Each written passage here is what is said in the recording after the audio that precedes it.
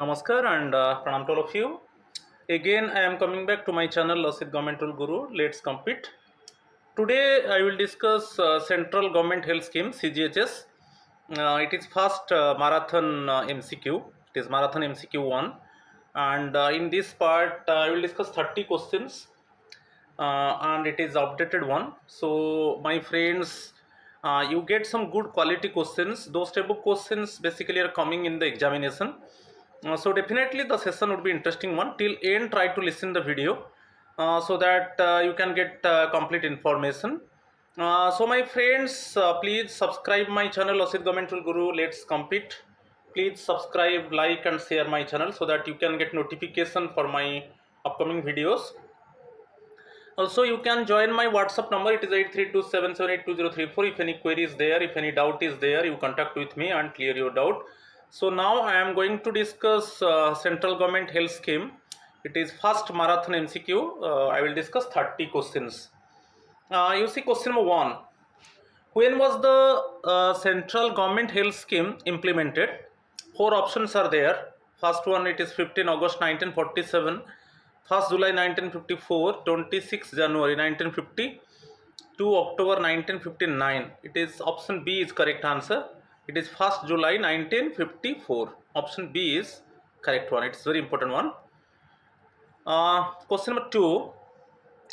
Which of the following medical treatment streams are officially covered under CGHS, wellness center and polyclinics? You know, in different cities, actually CGHS wellness center are there, and their OPD facility, outpatient department, and medicines, and also CGHS wellness center also refer the patient to the CGHS empaneled private hospital and also CGHS recognized government hospitals. So यहाँ पर दिया है which of the following medical treatment options you see 4 options allopathy and Ayurveda only, allopathy, Ayurveda and homeopathy only, allopathy, Ayurveda, yoga, siddha, unani and homeopathy, option D allopathy, unani and naturopathy only. तो यहाँ पर आप it means option C is correct one. It is allopathy, Ayurveda, yoga, siddha, unani and homeopathy. It means you just follow the ayus. Okay. So allopathic, yoga, unani, siddha, homeopathy. Okay. So basically allopathy, Ayurveda, yoga, siddha, unani and homeopathy. Option C is the correct answer. Right. Question number 3. What basic primary medical services are provided to beneficiaries directly at a CGHS wellness center? अभी मैं बताया था CGHS wellness center में आपको medicine facility मिलेगा, out patient department जो medical officers है वो आपका हेल्थ को चेकअप करेंगे, और यदि रिफर होता है तो स्पेशलिस्ट के लिए तो CGHS wellness center actually refer to the CGHS empanel private hospitals and CGHS recognise hospitals. ठीक है, तो उसमें आपको आंसर मिल जाएगा आराम से. Option B is the correct answer. OPD treatment, medicine and referrals. Option B is the correct answer. Question number 3. Question number 4. आज पर जनरल रूल्स, यहाँ पर एक ए ऐड कर दिए. आज पर general rules CGHS coverage is limited to residential areas falling within what radius of a CGHS wellness center? तो CGHS wellness center जो सिटी में है उसका कितना रेडियस के अंदर actually the CGHS beneficiaries they must reside. ठीक है, ये बहुत इंपॉर्टेंट है. तो इसमें जो आंसर है 5 kilometre. Option B is the correct answer. Generally जो CGHS सिटी में CGHS वेलनेस सेंटर होता है. ओके, सो जो CGHS वेलनेस सेंटर होगा उसका 5 किलोमीटर रेडियस में रहना चाहिए. ओके, और यदि बियॉन्ड CGHS वेलनेस सेंटर, उसमें जो एडिशनल डायरेक्टर है CGHS वो डिक्लेयर करते हैं सिटी में एक्चुअली कहाँ पर आप रिजाइड करते हो और आपका CGHS वेलनेस सेंटर क्या होगा. ठीक है, मगर बेसिकली ये जो क्वेश्चन है within 5 kilometre radius of CGHS wellness centre the CGHS beneficiaries they must reside. तो option B is the correct answer. Question number 4. Question number 5. who officially decides and notifies which areas fall inside the covered zone of a CGHS city. ये बहुत important है. Who officially decides and notifies which areas fall inside the covered zone of a CGHS city. जो CGHS city में suppose आप जहाँ पर रहते हैं, सपोज द गवर्नमेंट एम्प्लॉई जहाँ पर, सेंट्रल गवर्नमेंट एम्प्लॉई जहाँ पर रहता है, क्या वो CGHS कवर एरिया में आता है? तो इसको कौन नोटिफाई करेगा, कौन सा ऑफिशियल डिसाइड करेगा? यहाँ पर 4 options: the union health minister, the director general of health services, the additional director of CGHS of that city, the local municipal commissioner. तो option C is the correct answer. The additional director of CGHS of that city, CGHS का जो additional director है वो notify करेंगे, वो officially decide करेंगे कि आप जो सिटी में रहते हो, जो सेंट्रल गवर्नमेंट एम्प्लॉय सिटी में रहता है, क्या वो CGHS कवर्ड एरिया में आता है कि नहीं. ठीक है, option C is the correct answer. Question number 6. An eligible central government employee resides outside the 5 kilometer radius but within the municipal limits of a CGHS covered city. What one time option do they get? मैं बताया था कि जो CGHS wellness centre है, CGHS wellness centre जो है within 5 kilometre radius, actually within 5 kilometre radius जो CGHS beneficiaries वो रिजाइड करना चाहिए. ठीक है, यदि उसका बियॉन्ड चला जाता है तो according the rule actually within 5 kilometre radius of CGHS wellness centre the CGHS beneficiaries they must reside. यदि वो बियॉन्ड चला जाता है, बियॉन्ड 5 किलोमीटर, मगर वो म्युनिसिपल लिमिट के अंदर आता है, सिटी का म्युनिसिपल लिमिट के अंदर आता है, तो आपके लिए ऑप्शन होगा, एक बार ऑप्शन होगा कि आप CGHS को चूज करोगे ना CSMA रूल्स, जो मेडिकल अटेंडेंस रूल्स. तो एक बार आपको ऑप्शन मिलेगा, वही है दिया है. तो यहाँ पर आपको आंसर मिल गया, option B is the correct answer. They get a one time choice between CGHS from the nearest centre और CSMA रूल्स. ठीक है, यदि आपका जो CGHS वेलनेस सेंटर से आप मोर देन 5 किलोमीटर, जो सपोज सिटी में एक CGHS वेलनेस सेंटर है आपका नियर बाय में, मगर आप जहाँ पर रहते हो वो मोर देन 5 किलोमीटर हो गया, तो उस केस में मगर वो म्युनिसिपल लिमिट के अंदर आता है, सिटी का म्युनिसिपल लिमिट के अंदर, तो आपके लिए एक ऑप्शन होगा, either you choose CGHS from the nearest centre और CSMA rules. Option B is the correct answer. Question number 7. Which of the following categories is explicitly excluded from CGHS coverage under the general central civil estimates pool? The central government employees in the Ministry of Finance, central government pensioners and their families, central government employees paid from central civil estimates working in railways, widows of central government pensioners receiving family pension.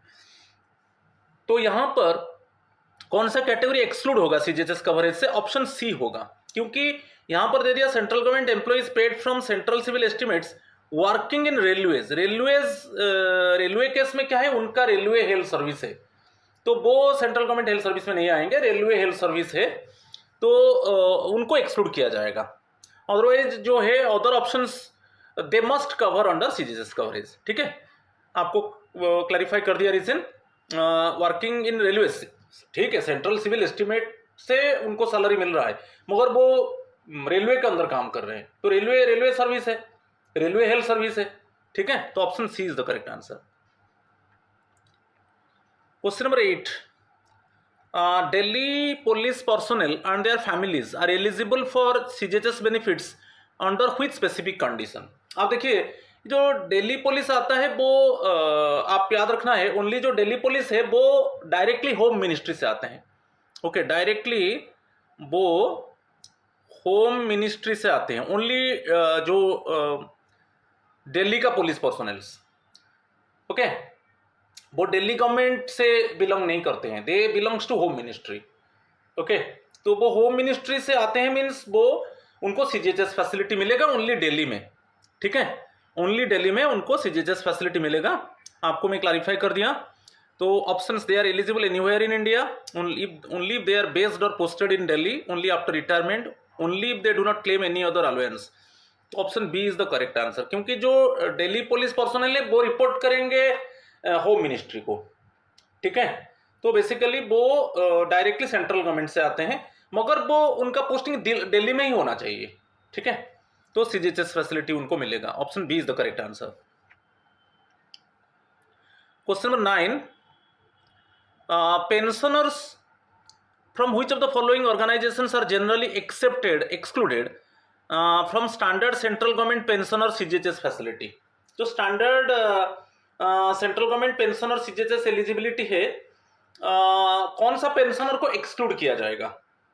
ठीक है, ministry of defence civilian, ministry of communication, railways and the arm forces, central civil ministries.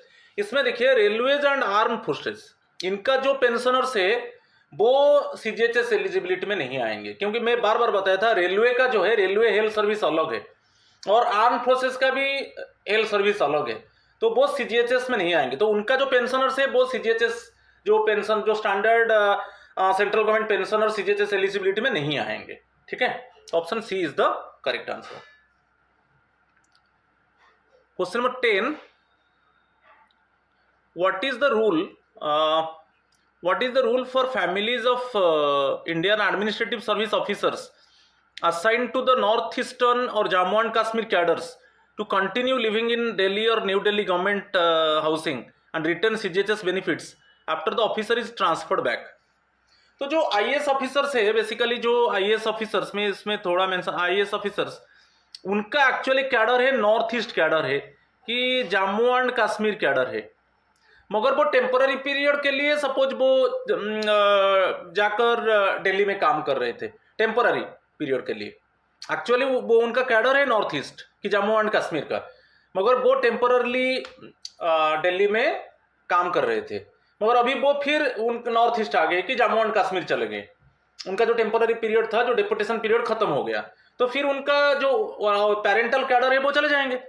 अच्छा, उनका family suppose Delhi में रहा, क्योंकि आप जानते हो कि नॉर्थ ईस्ट है, जम्मू एंड कश्मीर है, थोड़ा वहाँ पर एजुकेशन है कि हेल्थ है कि सेफ्टी सिक्योरिटी का इशू होता है, तो इसमें क्या है उनका फैमिली वही दिल्ली में रहेगा। तो इस केस में क्या होगा, क्या उनको सीजीएचएस फैसिलिटी मिलेगा? They can return it by paying CGHS contributions in advance for 1 to 3 years. They cannot return it under any circumstances. They can return it for free for an indefinite period. They must shift to the state capital immediately. तो option ए है, उनका family रह सकता है new Delhi में। मैं और एक बार बता रहा हूं, जो इंडियन एडमिनिस्ट्रेटिव सर्विस का ऑफिसर है उनका कैडर है north east Jammu and Kashmir, मगर वो डेपुटेशन में अभी दिल्ली में थे तो उनका फैमिली के साथ, ठीक है। तो डेपुटेशन जो टेम्पररी पीरियड था उसमें सीजीएचएस फैसिलिटी मिल रहा था, मगर अभी वो आईएएस ऑफिसर फिर वो रिवर्ट हो गया उसका ओरिजिनल कैडर को, नॉर्थ ईस्ट की जम्मू एंड कश्मीर, फिर वो रिवर्ट हो गया, मगर उनका फैमिली वही दिल्ली में रहेगा। क्या उनको सीजीएचएस फैसिलिटी मिलेगा?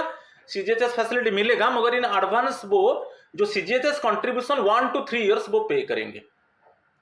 मिनिमम 1 years का कंट्रीब्यूशन, नहीं तो अप टू 2 years की 3 years ऐसे दिया है, मगर मिनिमम 1 year का कंट्रीब्यूशन वो इन एडवांस वो सीजीएचएस कंट्रीब्यूशन पे करेंगे, ठीक है। Option A is the correct answer. They can return it by paying CGHS contributions in advance for 1 to 3 years। ये बहुत इंपॉर्टेंट है, बहुत बार ये क्वेश्चन आया है, समझ में आ गया? तो 1 to 3 years means minimum 1 year का कंट्रीब्यूशन जो सीजीएचएस कंट्रीब्यूशन होता है वो एडवांस में पे करेंगे, और 2 years के लिए दे सकते हैं कि 3 years के लिए दे सकते हैं, ठीक है। तब उनका फैमिली को मिलेगा, कोई प्रॉब्लम नहीं है, ठीक है। Option A is the correct answer. Question number 11, civilian defence employees paid from defense service estimates are eligible for CGHS coverage except for those stationed in which city where a different local scheme applies। देखिए basically जो civilian defence employees, जो suppose कोई accountant, कोई clerical post में है, कोई office में काम कर रहा है, इसमें बेसिकली आप ऑफिस में ले जाइए, तो सिविलियन डिफेंस एम्प्लॉइज उनको तो defence service estimates paid from defence service estimates are eligible for CGHS coverage except for those station in which city where different local scheme applies. इसमें मुंबई इन जो इस तरीके का जो डिफेंस सिविलियन डिफेंस एम्प्लॉइज है, यदि वो मुंबई में काम करते हैं तो उनका मुंबई में अलग हेल्थ फैसिलिटीज होता है, ठीक है, स्पेशली मुंबई में। और जनरली जो सिविलियन डिफेंस एम्प्लॉइज है वो सीजीएचएस कवरेज में आएगा। याद रखिए, आप बोलेंगे डिफेंस आर्म पर्सोनल, नहीं, जो सिविलियन है, सिविलियन डिफेंस एम्प्लॉइज, उनको सीजीएचएस फैसिलिटी मिलेगा। ठीक है, क्लियर। मगर एक्सेप्ट मुंबई, क्योंकि मुंबई में बेसिकली जो हेल्थ सर्विसेज होता है, स्पेशल हेल्थ सर्विस उनके लिए होता है, तो इसीलिए except Mumbai. Option B is the correct answer. Question number 12, regarding the eligibility of family members of central government employees posted to specific remote regions or forces under CGHS, consider the following statements। अच्छा, जो central government employees posted to specific remote regions और forces under CGHS, option दिया है, आप correct option को choose करेंगे। Family members of all central government employees posted to Ladakh are eligible to avail CGHS facilities in a CGHS covered area provided they pay the annual CGHS contribution in advance. ठीक है, जो family members, देखिए जो central government employees है, चाहे Jammu and Kashmir है कि लद्दाख है कि आपका नॉर्थ ईस्ट रीजन है कि एनी अदर रिमोट रीजन में काम करते हैं, मगर उनका फैमिली सीजीएचएस कवर्ड एरिया में आएगा। उनका फैमिली सीजीएचएस कवर्ड एरिया में रहते हैं, मगर वो कंसर्न एम्प्लॉय जाकर वो रिमोट एरिया में काम करता है। ठीक है, जैसे लद्दाख है कि जम्मू एंड कश्मीर है कि नॉर्थ ईस्ट है, तो उसमें उनका फैमिली मेंबर्स जो सीजीएचएस कवर्ड एरिया में है, फैमिलीज तो residing in CGHS covered area, वो annual CGHS contribution in advance देंगे तो उनको सीजीएचएस फैसिलिटी मिलेगा, प्रॉब्लम नहीं है। Next, second one, families of all central arm police forces personnel can use CGHS facilities if the employee is posted in a non CGHS area regardless of where the family resides। ये गलत है। यदि family resided करेगा, suppose कोई जो cap है, जो central armed police forces है, यदि उनका रिमोट एरिया में पोस्टिंग होता है, जो नॉन सीजीएचएस एरिया में पोस्टिंग होता है, ठीक है, मगर उनका फैमिली सीजीएचएस कवर्ड सिटीज में है, उनका फैमिली, उनका पोस्टिंग नॉन सीजीएचएस एरिया में हो जाएगा, क्योंकि उनका तो बहुत ट्रांसफर होता है। सपोज अभी उनका वो सीजीएचएस एरिया में थे, अभी इमीडिएटली उनका नॉन सीजीएचएस एरिया में ट्रांसफर हो गया, जो सेंट्रल आर्म पुलिस फोर्सेस है, मगर फैमिली उनका सीजीएचएस कवर्ड एरिया के अंदर है, तो उनको फैमिली को सीजीएचएस फैसिलिटी मिलेगा। ओके, वो ईयरली कंट्रीब्यूट करेंगे, सीजीएचएस कंट्रीब्यूशन जितना देना है देंगे और उनको सीजीएचएस फैसिलिटी मिलेगा। मगर यहां पर दिया है regardless of where the family resides, ये नहीं है, फैमिली को रहना है सीजीएचएस सिटी में, कवर्ड एरिया में।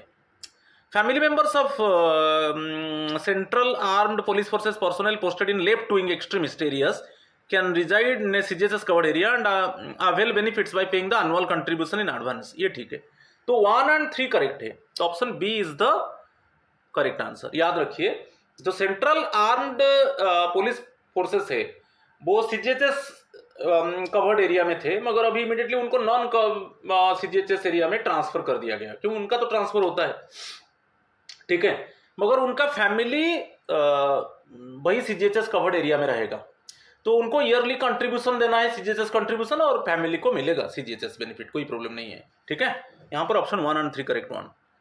Question number 12, question number 13, on All India service officer retires while serving under the state government of Karnataka. Which of the following conditions strictly governs their eligibility for the central government health scheme? आप देखिए, suppose जो IAS officer से वो state cadre में काम कर रहे हैं, और जब उनका स्टेट कैडर में काम कर रहे थे, उनका रिटायर्ड हो गया, क्या उनको जो सीजीएचएस पेंशनर्स के लिए जो बेनिफिट मिलता है, क्या मिलेगा कि नहीं? ओके, ये क्या है, स्टेट कैडर में काम कर रहे थे, ठीक है, उनका भी स्टेट कैडर में काम करते समय सपोज उनका वहीं पर एक्चुअली रिटायरमेंट होगा स्टेट कैडर से, क्या रिटायरमेंट के बाद उनको कोई सीजीएचएस जो पेंशनर्स, ये जो आईएएस ऑफिसर्स, क्या उनको ये इस तरीके का ऑफिसर्स जो पेंशनर्स बन जाएंगे, क्या उनको सीजीएचएस फैसिलिटी मिलेगा? उनको ऑप्शन दिया जाएगा, क्योंकि स्टेट कैडर में उनको स्टेट हेल्थ सर्विस का फैसिलिटी मिल रहा था, कंसर्न स्टेट गवर्नमेंट का जो हेल्थ फैसिलिटी मिल रहा था, मगर अभी जैसे उनका स्टेट कैडर से रिटायरमेंट होगा, उनके लिए क्या ऑप्शन होगा, वो चूज करेंगे, आइदर वही स्टेट गवर्नमेंट का वो हेल्थ फैसिलिटी लेंगे कि सीजीएचएस फैसिलिटी लेंगे। आज ए पेंशनर, ठीक है, एक ऑप्शन उनको दिया जाएगा, याद रखिए।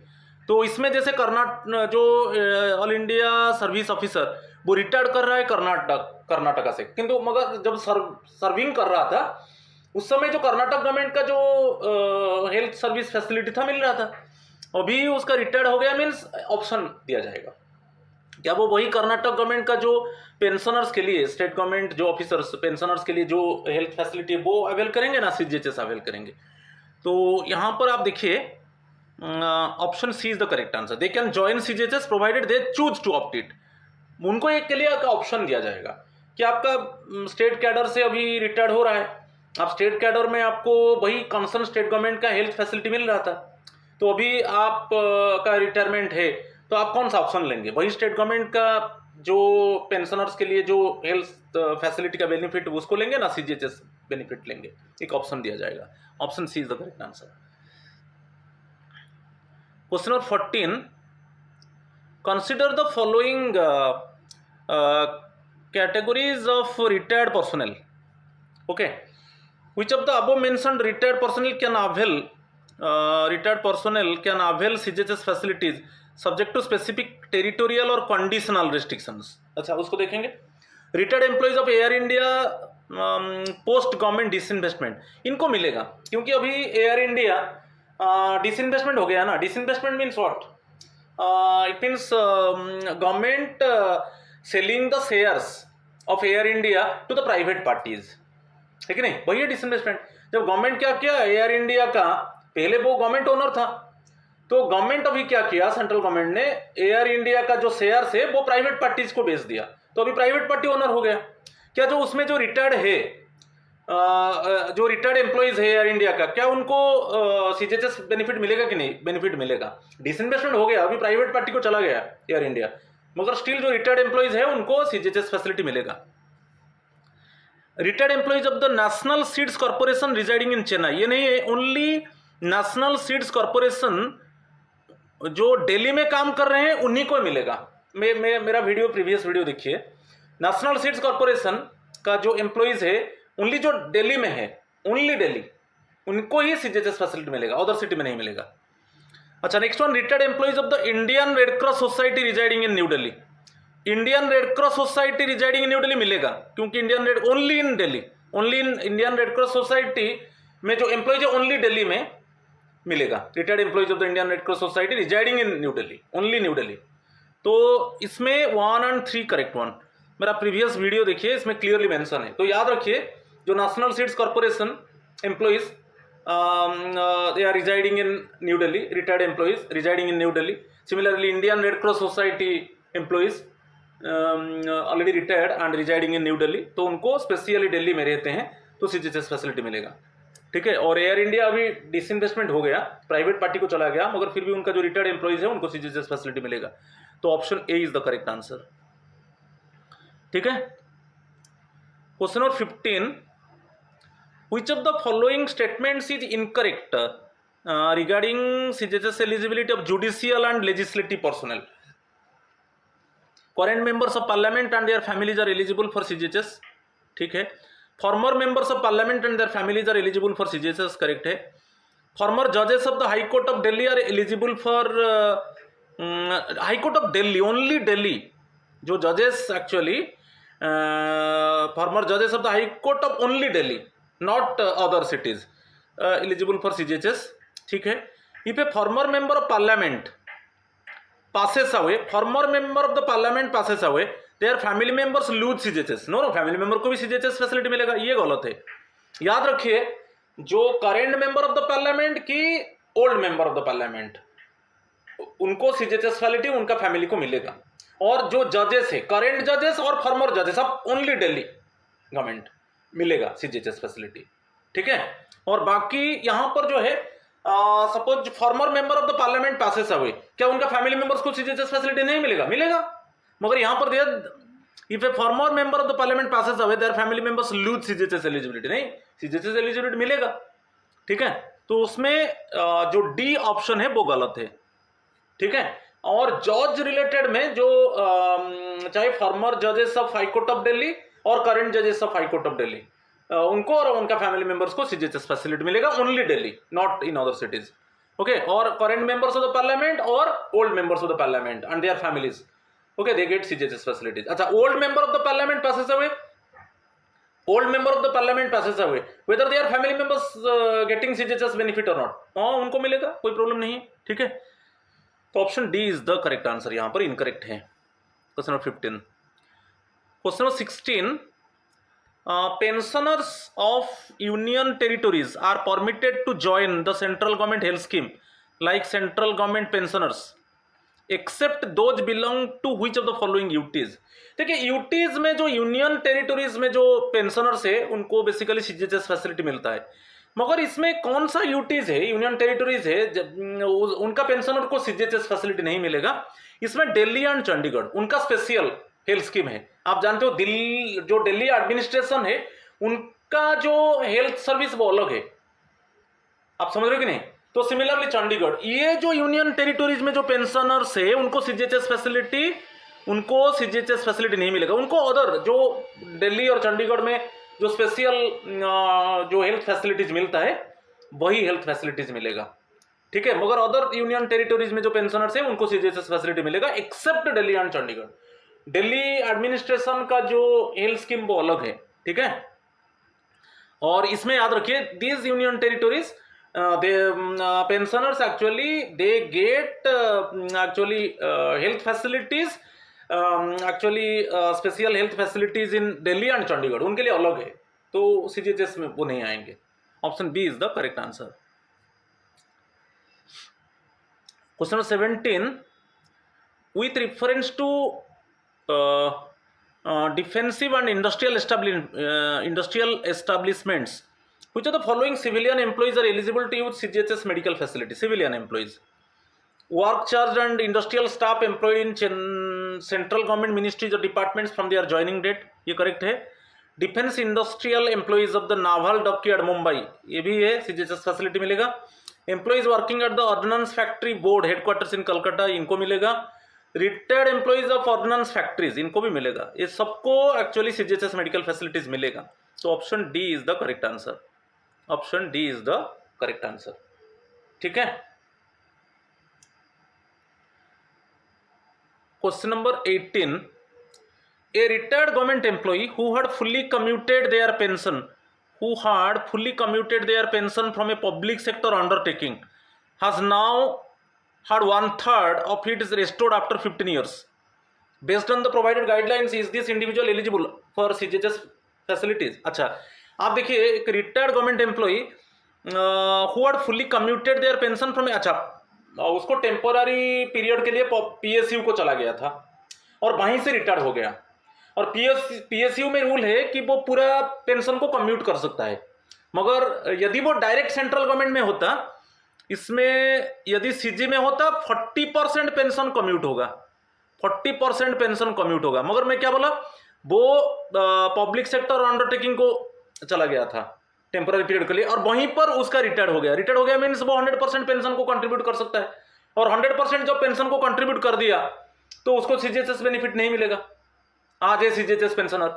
ठीक है, मगर रूल है कि जो 100% एक्चुअली ये रूल है कि मगर आप डायरेक्टली सेंट्रल गवर्नमेंट में होते मैक्सिमम 40% पेंशन कम्यूट होता, पूरा 100% पेंशन को आप कम्यूट नहीं कर सकते. मगर रूल है कि आफ्टर 15 ईयर्स 1/3 पेंशन रेस्टोर होगा. यदि आप कम्यूट कर लिया है आफ्टर 15 ईयर्स ऑटोमेटिकली आपका 1/3 पेंशन रेस्टोर होगा. तो वही हुआ. अभी सेंट्रल गवर्नमेंट एम्प्लॉय वो PSU को चला गया था टेम्पोररी पीरियड के लिए और वहीं पर रिटायर्ड हो गया. तो PSU में रूल है 100% पेंशन को वो कम्यूट कर सकता है, वो 100% पेंशन को कम्यूट कर दिया तो उसका सीजीएचएस फैसिलिटी बंद हो जाएगा, आज पेंशनर नहीं मिलेगा. मगर आफ्टर 15 ईयर्स जब 1/3 पेंशन उसका रेस्टोर हो गया, क्या उसको सीजीएचएस फैसिलिटी मिलेगा? सीजीएचएस फैसिलिटी मिलेगा, मगर आफ्टर 15 ईयर्स कितना पेंशन रेस्टोर होगा? 1/3.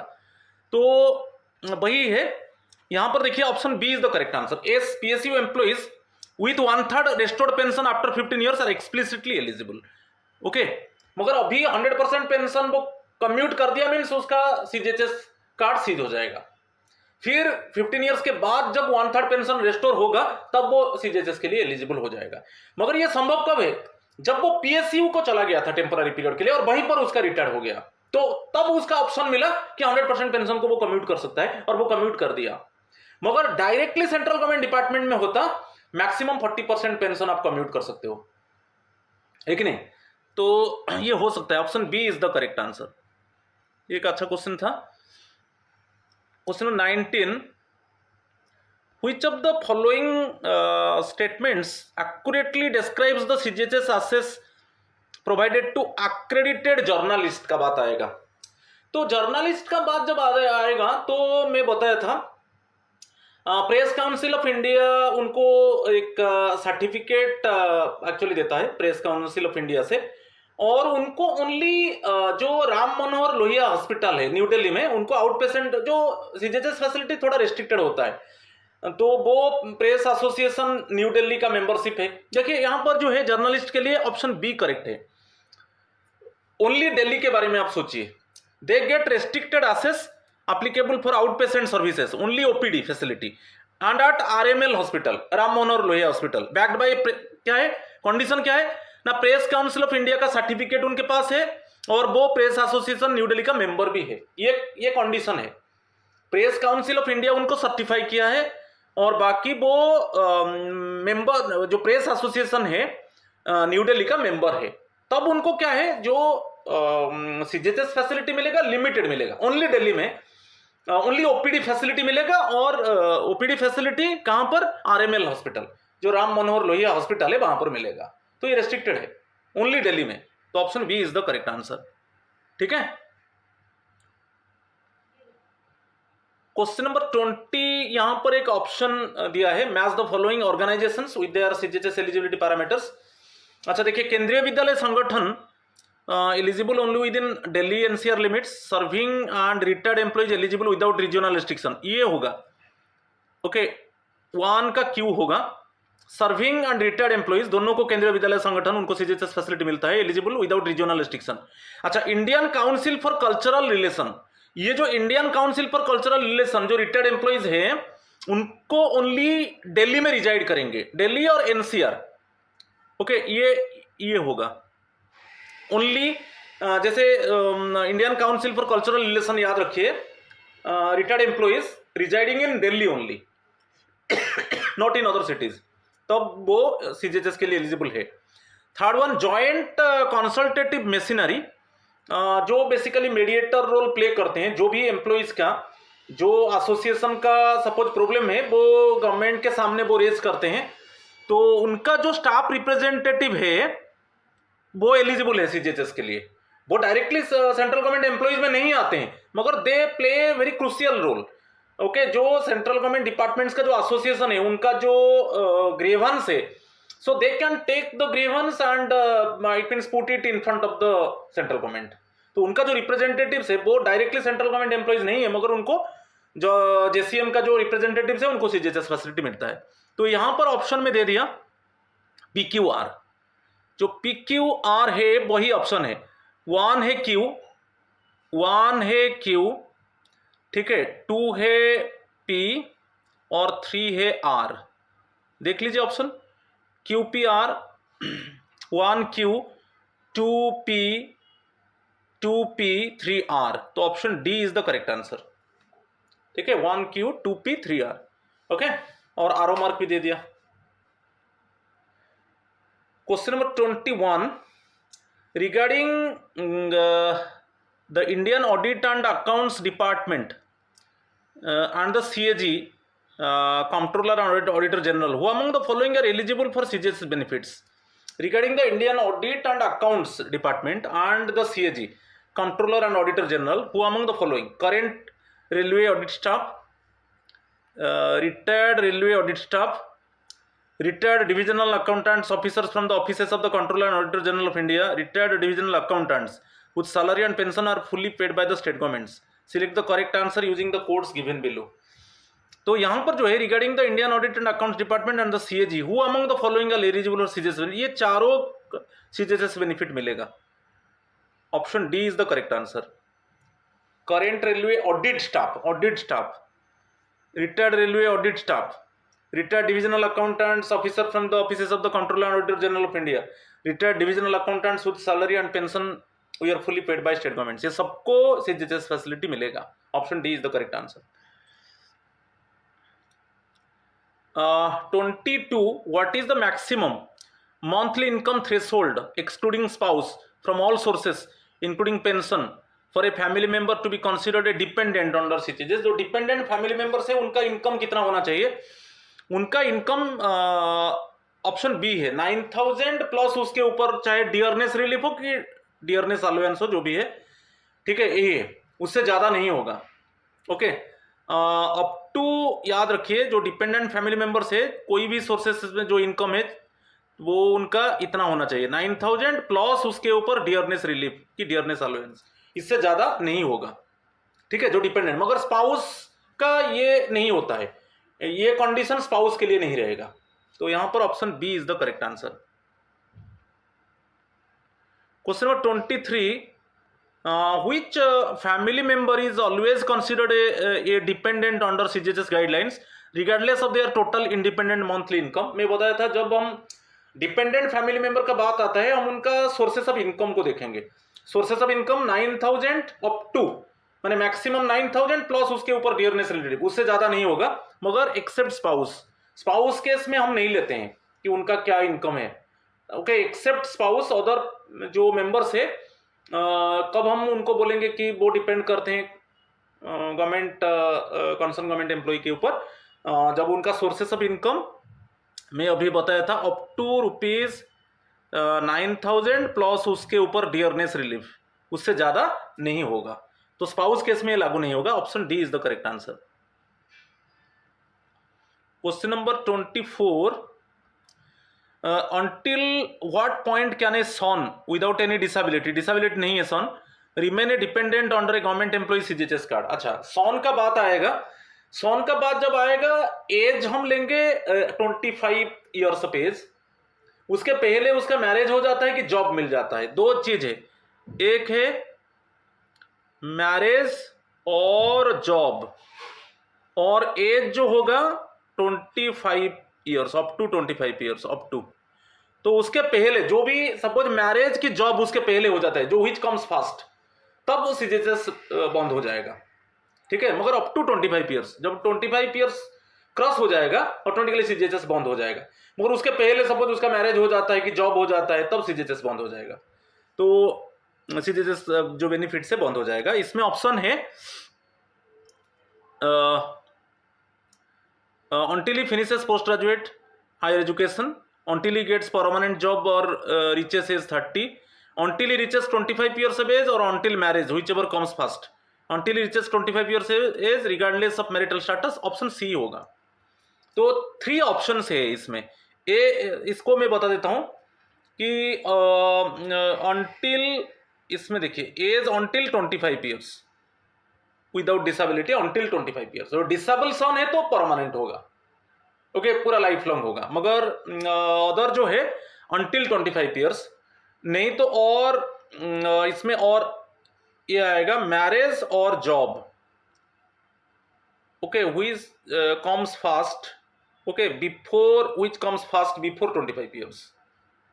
ठीक है, मगर यहां पर जो ऑप्शन है option C is the correct answer. ठीक है,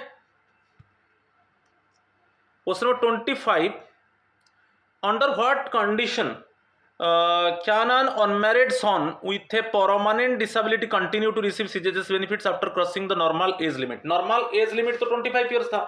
अच्छा, सीजीएचएस है डिसेबल सन, याद रखिए डिसेबल सन एज कोई नहीं रहेगा, एज लिमिट नहीं रहेगा इसमें, मगर हाँ अनमैरिड ये एक ऑप्शन है, ये बहुत इंपॉर्टेंट है, अनमैरिड रहेगा।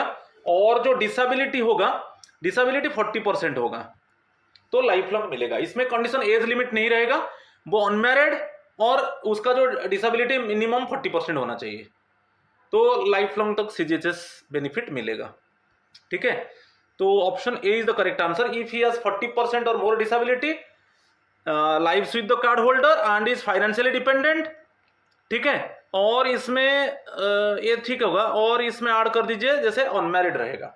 ठीक है, 40% minimum 40% disability and more lives with the card holder and financially dependent and unmarried, ठीक है, तो लाइफ लॉन्ग मिलेगा। Option A is the correct answer. Question number 26, how frequently must a fresh disability certificate be submitted to maintain lifelong CGHS dependency for a permanently disabled unmarried son? अच्छा, आप देखिए, जो member actually permanently disabled है, जैसे permanently disabled unmarried सन, उसको तो life long मिलेगा, मगर इसमें याद रखिए जो डिपेंडेंट फैमिली मेंबर्स डिसेबल है, एवरी 5 ईयर्स में उनको डिसेबिलिटी सर्टिफिकेट को सबमिट करना है, क्योंकि एवरी 5 ईयर में कार्ड रिन्यू होगा। जो सीजीएचएस कार्ड रिन्यू होता है, याद रखिए, जो सीजीएचएस कार्ड रिन्यू होगा वो एवरी 5 ईयर में होता है, एवरी 5 ईयर्स में। और जो डिपेंडेंट फैमिली मेंबर्स है और वो डिसेबल है, ओके, तो उनका जो डिसेबिलिटी सर्टिफिकेट एवरी 5 ईयर्स में उनको सबमिट करना पड़ेगा। तो वही है, how frequently must a fresh disability certificate to be submitted every 5 years, याद रखिए, option B is the correct answer. Question number 27, if both husband and wife are central government employees eligible for CGHS, how must they handle dependent coverage for their parents? They must choose one card through which the parents or dependents will be covered. Both can claim the same parents as dependents on their respective cards simultaneously. Parents are automatically disqualified if both spouses work for the government. The husband's card must be selected by default for all. ये नहीं है, यदि जो दोनों का husband plus wife दोनों का dependent family member same है, ठीक है, जो डिपेंडेंट फैमिली मेंबर सेम है, मैं सेम को ब्रैकेट कर दिया, तब एक ही कार्ड रहेगा, ओके, तो वन कार्ड रहेगा, दोनों का कार्ड जरूरत नहीं है, वन कार्ड रहेगा। मगर जो सब्सक्रिप्शन सीजीएचएस कंट्रीब्यूशन जो रहेगा वो जिसका बेसिक पे हाई होगा, वन कार्ड रहेगा जिसका बेसिक पे हाई होगा, ठीक है, उसी वही कंट्रीब्यूट करेगा। मगर उन दोनों का डिपेंडेंट फैमिली मेंबर सेम है, तो दोनों का डिपेंडेंट फैमिली मेंबर सेम है, तो साइमल्टेनियसली दोनों सीजीएचएस कार्ड अवेल नहीं कर सकते, दोनों में से एक ही, ओके, सीजीएचएस कार्ड अवेल करेगा और जिसका बेसिक पे हाई है, ठीक है। मगर यहां पर और एक सवाल है, यदि दोनों का डिपेंडेंट फैमिली मेंबर्स अलग है, सपोज वाइफ के लिए ऑप्शन है, वाइफ बोलेगा कि मेरा फादर मदर को मैं लेता हूं डिपेंडेंट फैमिली मेंबर्स, मैं मेरा फादर इन लॉ साइड में नहीं लूंगा, मेरा पेरेंट्स को मैं लूंगा, तो दोनों का डिफरेंट हो जाएगा, हस्बैंड का उसका फैमिली मेंबर्स हो गए, वाइफ का उसका फैमिली मेंबर्स हो गए, तब उस केस में दोनों का अलग अलग रहेगा, क्योंकि दोनों का डिपेंडेंट फैमिली मेंबर्स अलग हो गए। मगर दोनों का डिपेंडेंट फैमिली मेंबर सेम होंगे तो एक ही कार्ड रहेगा, और जो सब्सक्रिप्शन देगा जिसका बेसिक पे लेवल हाई रहेगा, क्योंकि सीजीएचएस कार्ड में पे लेवल बहुत इंपॉर्टेंट है वार्ड एंटाइटलमेंट के लिए, ठीक है, तो जिसका बेसिक पे हाई रहेगा वही सीजीएचएस कंट्रीब्यूशन एक्चुअली वो सब्सक्रिप्शन उसके पास रहेगा और उसी लेवल में उनको सीजीएचएस बेनिफिट्स मिलेगा, ठीक है। तो यहां पर जो ऑप्शन है, they must choose one card through which the parents or dependent will be covered. Option A is the correct answer. Question number 28, which of the following choices is available to a female central government employee regarding your dependent parents under CGHS? में वही बताया था कि wife के लिए female central government employ के लिए option है, वो उसका फादर इन लॉ साइड का पेरेंट्स लेगा कि उसका खुद का पेरेंट्स को लेगा, उसका खुद का पेरेंट्स को लेगा तो अलग रहेगा, तो हस्बैंड साइड में क्या होगा, उसका family members, okay, his family members, और वाइफ साइड्स में हर family members, not family members means not father in law side, ये ओनली पेरेंटल साइड में करता हूं, ओनली ये है पेरेंटल साइड, तो इस केस में दोनों का कार्ड रहेगा, क्योंकि दोनों का डिपेंडेंट फैमिली मेंबर्स अलग हो गए। तो वाइफ के लिए ऑप्शन है, वाइफ के लिए दो ऑप्शन है, क्या वो फादर इन लॉ साइड का फैमिली मेंबर्स को लेगा, ना उसका पेरेंट्स का साइड से फैमिली मेंबर्स को लेगा, ठीक है। तो यहां पर ऑप्शन है ये है option B, she can choose either her own parents और हर इन लॉ जाज dependents, option B is the correct answer. Question number 29, what primary factor determines a central government employee's eligibility to use the medical services provided under CGHS? The specific ministry or department the employee belongs to, the basic pay scale or rank of the employee, where the employee's office is physically located, where the employee or family member actually lives. तो ऑप्शन डी, वो कहां पर actually, जहां family member, जो employee और family member, where they reside, कहां पर रहते हैं, क्या वो सीजीएचएस कवर्ड एरिया है? यदि सीजीएचएस कवर्ड एरिया में रहते हैं और सेंट्रल गवर्नमेंट एम्प्लॉय है और सीजीएचएस कवर्ड एरिया में है, तो अब उनको सीजीएचएस बेनिफिट मिलेगा। मेन इंपॉर्टेंट यही है। और जो आप बोले जो बेसिक पे लेवल है, पे लेवल के हिसाब से वो सब्सक्रिप्शन देंगे और उसके हिसाब से उनको वार्ड एंटाइटलमेंट और बेनिफिट्स मिलेगा। तो यहां पर option D is the correct answer. आज का लास्ट क्वेश्चन है, if an employee is transferred to a non-CGHS city but leaves their family behind in the old CGHS city, how long can the family continue to use CGHS services there? अच्छा, एक employ था, वो CGHS area में था, अभी उसका non CGHS area में transfer हो गया। यदि उसका फैमिली CGHS कवर्ड सिटी में रहता है तो कितना दिन तक उसको CGHS बेनिफिट मिलेगा? क्योंकि वो अभी उसका जो स्पाउस है वो तो ट्रांसफर हो गया नॉन CGHS एरिया में, तो उसमें for a maximum of 6 months. ठीक है, तो ये बहुत इंपॉर्टेंट है। सीजीएचएस एरिया में थे और अभी जो ट्रांसफर हो गया, अभी ट्रांसफर हो गया नॉन सीजीएचएस एरिया, अभी ट्रांसफर हो गया नॉन सीजीएचएस एरिया। याद रखिए, यदि ट्रांसफर हो जाता है नॉन सीजीएचएस एरिया, यदि फैमिली रहता है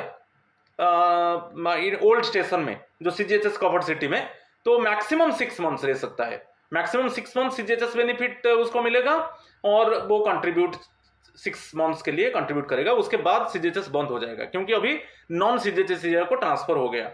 फैमिली तो था अभी सीजीएचएस, जो ओल्ड स्टेशन तो सीजीएचएस कवर्ड सिटी था, वहां पर फैमिली रहेगा, मगर up to maximum up to 6 months CGHS benefit मिलेगा, उसके बाद सीजीएचएस सीज हो जाएगा। ठीक है, तो option A is the correct answer. ये 30 क्वेश्चन था मेरा फर्स्ट मैराथन एमसीक्यू, तो आप फिर वेट कीजिए सेकेंड मैराथन एमसीक्यू को। ठीक है, आज इतना ही है। थैंक यू एंड नमस्कार टू ऑल ऑफ यू।